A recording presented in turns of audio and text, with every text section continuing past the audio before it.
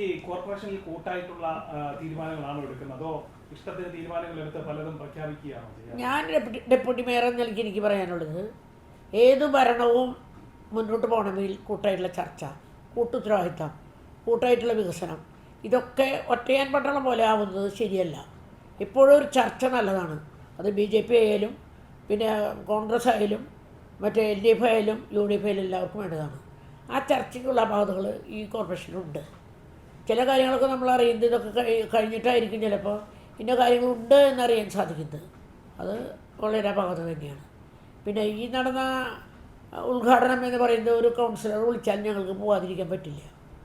അത് നീട്ടി വെച്ചിരിക്കുന്നു, മിനിസ്റ്റർ പിന്നെ ഉദ്ഘാടനം കഴിക്കുന്നു എന്നൊന്നും ഞങ്ങളുടെ അടുത്ത് പറഞ്ഞിട്ടില്ല.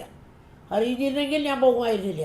പക്ഷേ അറിയിക്കാത്തതുകൊണ്ട് എനിക്ക് പോകേണ്ടി വന്നു. ഒരു കൗൺസിലർ എന്ന നിലയ്ക്ക്, ഡെപ്യൂട്ടി മേയർ എന്ന നിലയ്ക്ക് പോയിട്ട് അവിടെ എത്തിയപ്പോഴാണ് മേയർ വരില്ല എന്നറിയുന്നത്. അങ്ങനെയാണ് അത് ഉദ്ഘാടനം കഴിക്കാനായിട്ട് വഴി തെളിച്ചത്. ഉദ്ഘാടനത്തിന് പോയിട്ട് ഇപ്പോൾ അവർക്ക് പ്രീതികരമായിട്ടുള്ള ന്യായമായിട്ടുള്ള കാര്യം ഞാൻ പറഞ്ഞിട്ടുള്ളൂ. വികസനം അതിൽ രാഷ്ട്രീയമില്ല. 1.5 കോടി രൂപ ഓൺ ഫണ്ട് കൊടുത്തുകൊണ്ട് ഈ വികസന പരിപാടി നടത്തുമ്പോൾ അത് മിനിസ്റ്ററെ വിളിച്ചിട്ടുള്ള ഒരു ഉദ്ഘാടനമാണെന്ന് അറിയിക്കാനായിട്ട് മടിക്കുന്ന ആൾക്കാരുണ്ടെങ്കിൽ അങ്ങനെയൊക്കെ എന്നെ വിളിച്ചു, ഞാൻ വിളിച്ചു കൊടുത്ത് ഞാൻ പോയി. അതേപോലെ തന്നെ ഈ മേയർക്ക് ചില കാര്യങ്ങളിൽ നിയന്ത്രണമൊക്കെ ഏർപ്പെടുത്തിയിട്ടുണ്ടെന്ന് കേൾക്കുന്നു. അത് ഞാൻ പറയാനൊരിക്കൽ നിയന്ത്രണമല്ല അങ്ങനെ ഏർപ്പെടുത്തിയതായിട്ട് എനിക്ക് അറിവില്ല. പക്ഷേ ചില കാര്യങ്ങൾ കൂടിയ ആലോചന, ചർച്ച ഇവിടെ ഇല്ല. അതൊരു അപാകത തന്നെയാണ്.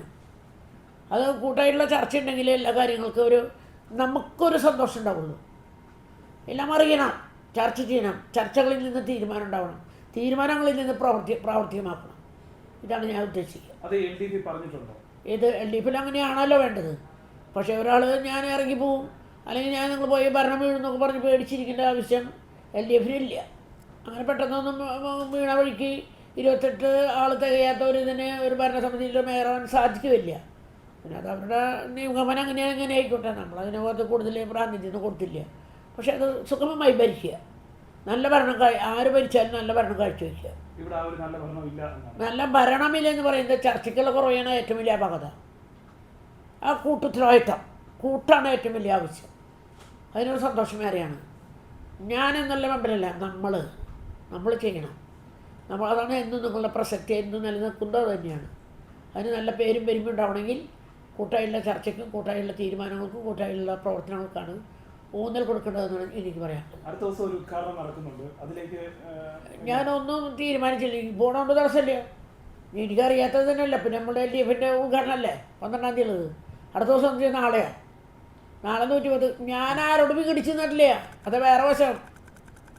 ആരും തോൽപ്പിക്കാനായിട്ട് നിന്നിട്ടില്ല. ഞാനിത് അറിഞ്ഞിട്ടുമില്ല. അതിപ്പോൾ തന്നു, നോട്ടീസ് ഇപ്പോൾ തന്നു. ഇന്നാണ് തരുന്നത്. ഇന്ന് തരത്തിൽ 1 മണിക്കൂർ മുമ്പ് ഞാൻ പങ്കെടുക്കും. നമ്മുടെ കോർപ്പറേഷനല്ലേ, ഭരിക്കുന്ന LDF അല്ലേ, അവർക്ക് ഓട്ടങ്ങൾ വരുത്താൻ സമ്മതിക്കില്ല. അതെപ്പോഴും വേണ്ടതാണ്, ആവശ്യമാണ്. ഞാൻ പോകും. അങ്ങനെ വലിയ അപാകതയും മറ്റോ കുറ്റകരമൊന്നും വിളിച്ചു തരില്ല. സ്ട്രൈറ്റ് ഫോർവേഡ് എല്ലാം ഭംഗിയായിട്ട് നടക്കും.